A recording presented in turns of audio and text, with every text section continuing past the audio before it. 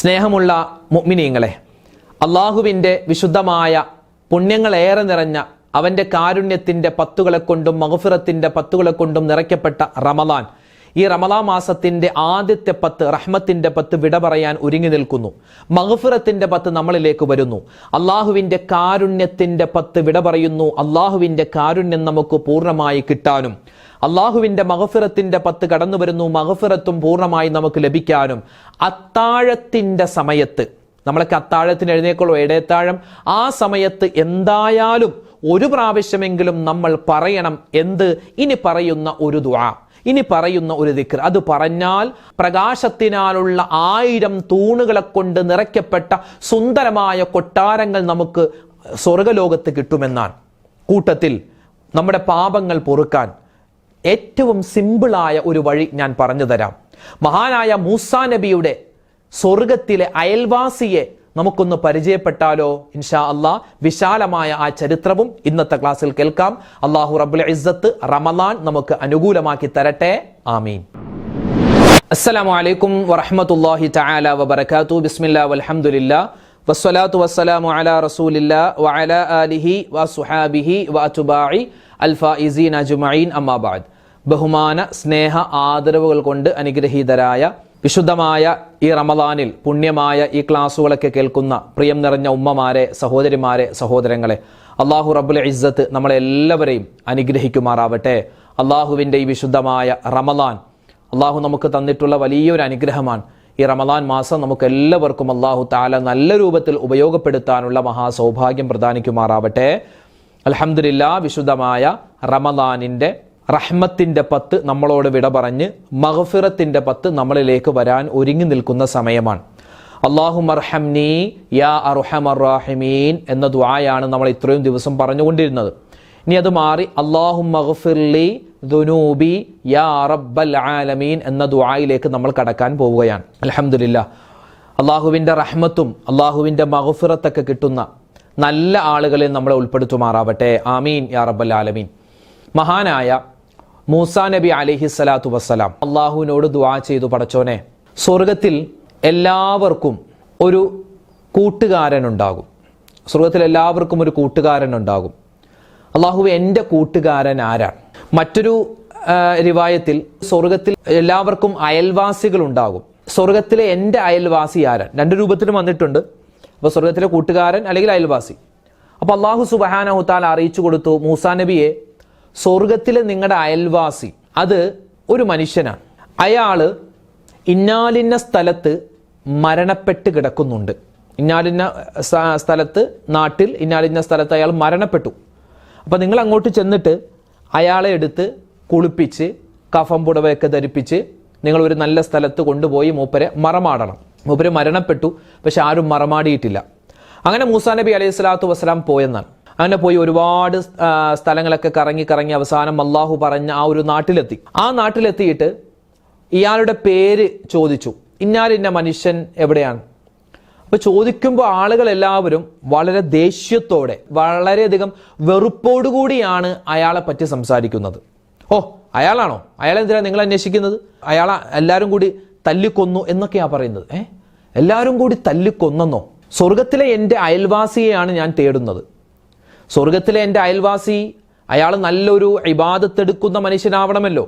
പക്ഷെ ചോദിക്കുന്ന ആളുകളെല്ലാം അയാളെപ്പറ്റി മോശം വർത്തമാനമാണ് പറയുന്നത്. അയാൾ മോശത്തരം ചെയ്യുന്ന ആളാണ്, അയാൾ അങ്ങനെ ചെയ്യുന്ന ആളാണ്, അയാൾ ഇങ്ങനെ ചെയ്ത ആളാണ്, അയാൾ എന്താണ് നല്ല കാര്യങ്ങളൊന്നും ചെയ്തിട്ടില്ല, ചെയ്യൂല. അങ്ങനെ എല്ലാവരും മോശം അഭിപ്രായം മാത്രമാണ് ആ മനുഷ്യനെ പറ്റി പറഞ്ഞിട്ടുള്ളത്. അവസാനം മഹാനായ മൂസാ നബി അലൈഹി സ്വലാത്തു വസ്സലാം അന്വേഷിച്ച് ഒടുവിൽ ഈ ആളെ കണ്ടെത്തി. ഇയാളുടെ ജനാസ കണ്ടെത്തി. ഈ അഴുക്കുകൾ, മാലിന്യങ്ങൾ ആളുകൾ കൊണ്ടുപോയി ഇടുന്ന ഒരു സ്ഥലമുണ്ട്. അവിടെ എല്ലാവരാലും തല്ലപ്പെട്ട്, എല്ലാവരാലും മർദ്ദിക്കപ്പെട്ട് ഒരു മനുഷ്യന്റെ ജനാസ അവിടെ കിടക്കുകയാണ്, മയ്യിത്ത് അവിടെ കിടക്കുകയാണ്. മൂസാ നബി അള്ളാഹിനോട് ഇങ്ങനെ ചോദിക്കാൻ ഒരുങ്ങി നിൽക്കും, പടച്ചോനെ, എൻ്റെ സ്വർഗത്തിലെ അയൽവാസി ഇയാളാണോ? ഞാനോർത്ത് ഏതെങ്കിലും വലിയൊരു പണ്ഡിതനായിരിക്കും, അല്ലെങ്കിൽ എപ്പോഴും നിനക്ക് ഇബാദത്ത് ചെയ്യുന്ന ഏതെങ്കിലും ഒരാളായിരിക്കും സ്വർഗത്തിൽ എൻ്റെ അയൽവാസി എന്നാണ് ഞാൻ കരുതിയത്. പക്ഷേ സ്വർഗത്തിൽ എൻ്റെ അയൽവാസി ഇത്രമാത്രം ആളുകൾ വെറുക്കപ്പെട്ട ആളായിരിക്കുമെന്ന് ഞാൻ കരുതിയില്ല. ആ സമയത്ത് അള്ളാഹു തആല പറഞ്ഞു, മൂസാ നബി അതിൻ്റെ കാരണം ഞാൻ പറഞ്ഞു തരാം. നിങ്ങൾ ആദ്യം അയാളെ കുളിപ്പിക്കുക, അയാളെ കുളിപ്പിച്ച് കഫം പുടവ ധരിപ്പിച്ച് അയാളെ മറമാടുക. മൂസാ നബി ഇയാളെ ചെന്ന് ഇയാളുടെ ജനാസ എടുത്ത് ഒരു സ്ഥലത്ത് കൊണ്ടുപോയി വെച്ച് ഇയാളെ കുളിപ്പിക്കാനും ഇയാളെ കഫൻ ചെയ്യുന്നതും ഒക്കെ കണ്ടിട്ട് ആളുകൾ മൂസാ നബിയെ കുറ്റം പറഞ്ഞു എന്നാണ്. നിങ്ങളൊക്കെ എന്ത് മനുഷ്യന്മാരാണ്, അയാൾ ഞങ്ങൾക്ക് ഉപദ്രവമായിരുന്നു, എപ്പോഴും ഉപദ്രവമായിരുന്നു, ഞങ്ങൾക്ക് ആർക്കും അയാളെ ഇഷ്ടമല്ല, അയാൾ വെറുതെ തെമ്മാടിത്തരം ചെയ്യുന്ന ആളായിരുന്നു എന്നൊക്കെ ഇങ്ങനെ അയാളെ പറ്റി കുറ്റം പറയുമ്പോൾ മൂസാ നബിക്ക് ഭയങ്കര വിഷമമായി. കാരണം പടച്ചോനെ, സ്വർഗത്തിൽ എൻ്റെ അയൽവാസി ഇത്രമാത്രം ആളുകൾ വെറുക്കുന്ന ആളാണോ? പിന്നെ അള്ള പറഞ്ഞതല്ലേ എന്ന് വിചാരിച്ച് ആ മനുഷ്യനെ നല്ലപോലെ കുളിപ്പിച്ച് അയാളെ കഫം പുടവയൊക്കെ ധരിപ്പിച്ച് ഒരു സ്ഥലത്ത് മറമാടി. എന്നിട്ട് പടച്ചോനൊരു ദ്വാരന്നു, അള്ളാഹുവേ, എന്താണ് ഇതിൻ്റെ സത്യാവസ്ഥ, ഇതിൻ്റെ രഹസ്യം എന്താണ്, എനിക്കൊന്ന് പറഞ്ഞു തരണം. ആ സമയത്ത് അള്ളാഹു സുബ്ഹാനഹു വ തആല മഹാനായ മൂസാ നബിക്ക് അറിയിച്ചു കൊടുത്തു, മൂസാ നബിയെ, ഇയാൾ മരിക്കുന്ന സമയത്ത്, ഇയാൾ സത്യം, ജനങ്ങളൊക്കെ പറഞ്ഞത് സത്യമാണ്, ഇയാൾ ഭയങ്കര മോശം ആളാണ്, മോശം സ്വഭാവമുള്ള ആളാണ്, ജനങ്ങൾക്കൊന്നും ഇയാളെ ഇഷ്ടമല്ല. പക്ഷേ ഇയാൾ മരിക്കുന്ന സമയത്ത് ചില കാര്യങ്ങൾ എന്നോട് പറഞ്ഞു. ആ കാര്യങ്ങൾ കേട്ടപ്പോൾ ഞാൻ ഇയാൾ ആ സമയം വരെ ചെയ്തു പോയ എല്ലാ തെറ്റുകളും അയാൾക്ക് ഞാൻ പുറത്തു കൊടുത്തിട്ട് അയാളെ ഞാൻ എൻ്റെ സ്വർഗത്തിൽ കടത്തുക മാത്രമല്ല, സ്വർഗത്തിൽ നിങ്ങളുടെ അയൽവാസിയാക്കാൻ ഞാൻ തീരുമാനിച്ചതാണ്. അപ്പോൾ മൂസാ നബി ചോദിച്ചു, പടച്ചോനെ, ഇയാൾ എന്താണ് നിന്നോട് ചോദിച്ചത്, നിന്നോട് പറഞ്ഞത്? ആ സമയത്ത് അള്ളാഹു പറഞ്ഞു എന്നാണ്, ഇയാൾ മരിക്കുന്ന സമയത്ത് എല്ലാവരും ഇങ്ങനെ അടിച്ച് മർദ്ദിച്ച് ഇങ്ങനെ മരണത്തോട് മുഖാമുഖം കാണുന്ന സമയത്ത് അയാൾ എന്നോട് പറഞ്ഞു, യാ റബ്ബ്, അള്ളാഹുവേ, പടച്ചവനെ, ജനങ്ങളെല്ലാം എന്നെ വെറുക്കുന്നുണ്ട്, ജനങ്ങളെല്ലാം എന്നെ വെറുക്കുകയാണ്, ജനങ്ങളെല്ലാവരും എന്നെ തെമ്മാടി എന്ന് വിളിക്കുകയാണ്. അത് ശരിയായിരിക്കും, ഞാൻ തെമ്മാടിത്തരം ചെയ്യുന്നവനാണ്, ഞാൻ ജനങ്ങളെ ഉപദ്രവിച്ചവനാണ്. പക്ഷേ അള്ളാഹുവേ, ഒരു തെമ്മാടിയെ എനിക്കിഷ്ടമല്ല. ഞാൻ തെമ്മാടിയാണ്, പക്ഷെ ഒരു തെമ്മാടിത്തരം ചെയ്യുന്നവനെ എനിക്കിഷ്ടമല്ല എന്ന് നിനക്കറിയാമല്ലോ. ഇതൊന്നാമത്തെ കാര്യം.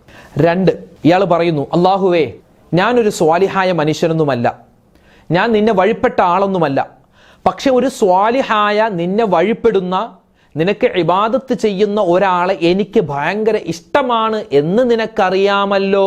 രണ്ടാമത്തെ കാര്യം. 3, അള്ളാഹുവെ, പടച്ചോനെ, ഞാൻ ഒരുപാട് തെറ്റ് ചെയ്തു പോയവനാണ്, എന്നെ നീ നരകത്തിൽ ഇട്ടാൽ നിനക്ക് എന്തെങ്കിലും പദവികൾ ഉയരുമെങ്കിൽ നീ എന്നെ നരകത്തിലേക്ക് ഇട്ടോ, എനിക്കൊരു പ്രശ്നവുമില്ല. കാരണം ഞാൻ നരകത്തിൽ കടക്കുന്നത് കൊണ്ട് നിന്റെ പദവിയൊക്കെ ഉയരുമല്ലോ, അതെനിക്ക് സന്തോഷമാണ്. 4, അള്ളാഹുവേ, നീ എന്നെ സ്വർഗത്തിലെങ്ങാനും പ്രവേശിപ്പിച്ചാൽ, എൻ്റെ എല്ലാ തെറ്റുകളും പുറത്തു തന്ന് നീ എന്നെ സ്വർഗത്തിൽ പ്രവേശിപ്പിച്ചാൽ, നിന്റെ പദവിക്ക് എന്തെങ്കിലും കോട്ടം സംഭവിക്കുമെങ്കിൽ നീ എന്നെ സ്വർഗത്തിൽ കടത്തരുത്. കാരണം എന്നെ സ്വർഗത്തിൽ കടത്തിയാൽ നിനക്ക് എന്തെങ്കിലും ഒരു പദവിക്ക് കോട്ടം സംഭവിക്കുമെങ്കിൽ, നിന്റെ ഭയങ്കരമായ ഇസ്സത്തിന് എന്തെങ്കിലും കോട്ടം സംഭവിക്കുമെങ്കിൽ നീ എന്നെ സ്വർഗത്തിൽ കടത്തണ്ട.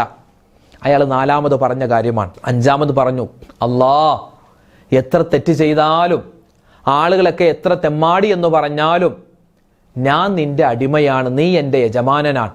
നിന്റെ വിശാലമായ കരുണയും നിന്റെ വിശാലമായ മഗ്ഫിറത്തും അതിനെ തൊട്ട് ഞാൻ ആശ മുറിഞ്ഞിട്ടില്ല റബ്ബേ. നിന്റെ കരുണ അത് വിശാലമാണ്, ഒരൽപ്പം എന്നിൽ തരണേ അല്ലാ.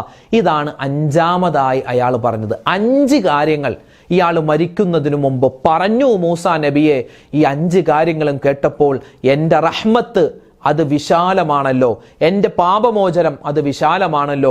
അയാൾ ആ സമയം വരെ ചെയ്ത എല്ലാ തെറ്റുകളും ഞാൻ പുറത്തു കൊടുത്ത് അയാളെ എൻ്റെ കരുണ കൊണ്ട് ഞാൻ സ്വർഗത്തിൽ പ്രവേശിപ്പിക്കുക മാത്രമല്ല, സ്വർഗത്തിൽ നിങ്ങളുടെ അയൽവാസിയാക്കാൻ ഞാൻ തീരുമാനിച്ചു മൂസാ എന്ന് അല്ലാഹു പറയുകയാണ്. പ്രിയപ്പെട്ട മുഅ്മിനീങ്ങളെ, വിശാലമായ ചരിത്രം നിങ്ങൾക്ക് മുമ്പിൽ ഞാൻ പറയാനുള്ള കാരണം, അള്ളാഹുവിൻ്റെ റഹ്മത്തും അള്ളാഹുവിൻ്റെ മഗ്ഫിറത്തും ഒക്കെ നമ്മൾ ചോദിച്ചു വാങ്ങേണ്ട, നമ്മൾ ചോദിക്കാതെ പടച്ചോൻ തരൂല, നമ്മൾ കണ്ടറിഞ്ഞ് ചോദിക്കണം. ഈ മനുഷ്യൻ ചോദിച്ചല്ലോ, അതുകൊണ്ടാണ് അയാൾക്ക് അള്ളാഹു കൊടുത്തത്. അതുകൊണ്ട് ചോദിച്ചു വാങ്ങേണ്ട ഒരു സുന്ദരമായ നിമിഷങ്ങളിലൂടെയാണ് ഞാനും നിങ്ങളും കടന്നു പോകുന്നത്.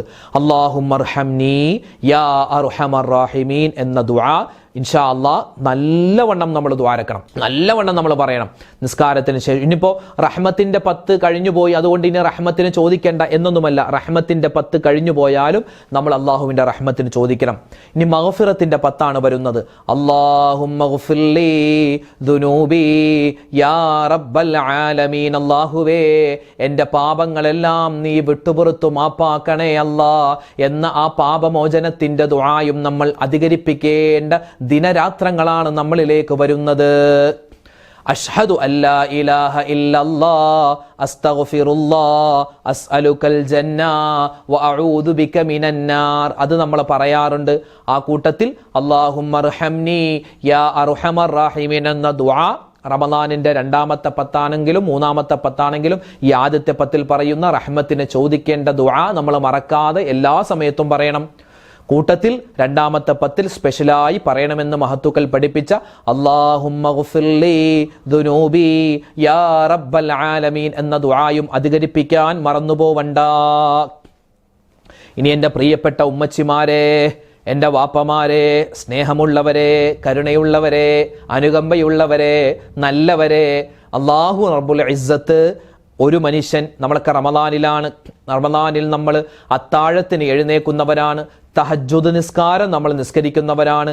അത്താഴത്തിന് എഴുന്നേൽക്കുമ്പോൾ തഹജ്ജുദ് നിസ്കരിക്കുന്ന ആ സമയത്തൊക്കെ എൻ്റെ പ്രിയപ്പെട്ടവരെ ഒരു ദിക്ർ ഞാൻ പറഞ്ഞു തരാം, ഒരു ദിക്ർ പറഞ്ഞു തരാം.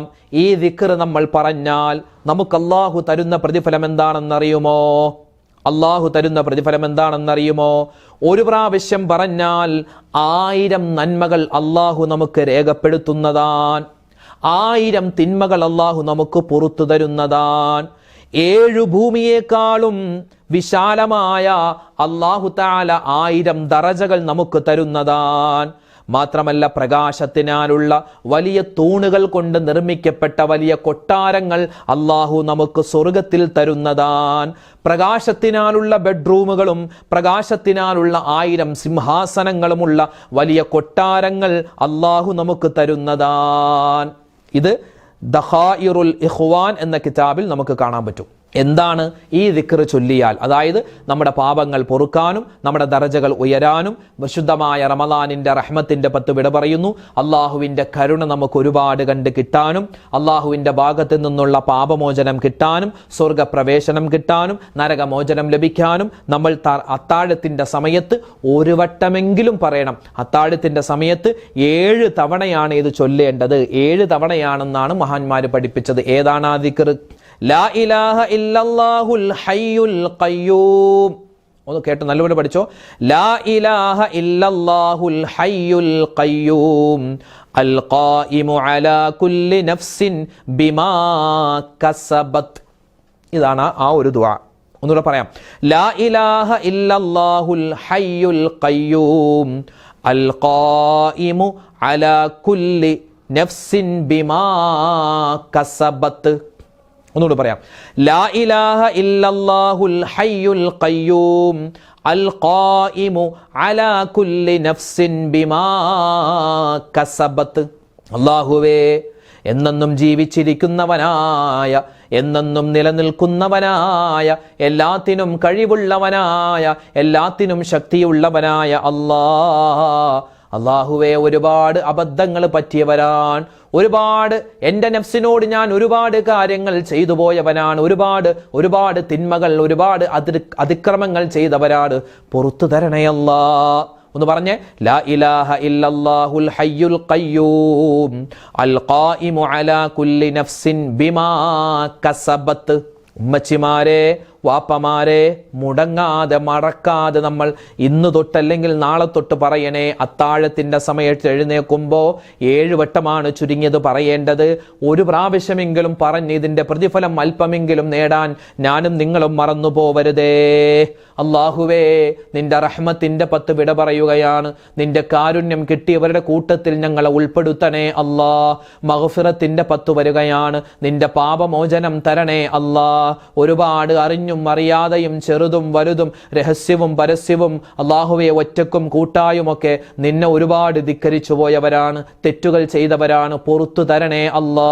ഇസ്തിഗ്ഫാറുകൾ ധാരാളമായി അധികരിപ്പിക്കണേ ഉമ്മച്ചിമാരെ. പരിശുദ്ധമായ ഈ പുണ്യമായ പത്തുകളിൽ, ഈ മാസങ്ങളിൽ ധാരാളം ഇസ്തിഗ്ഫാർ പറയണേ.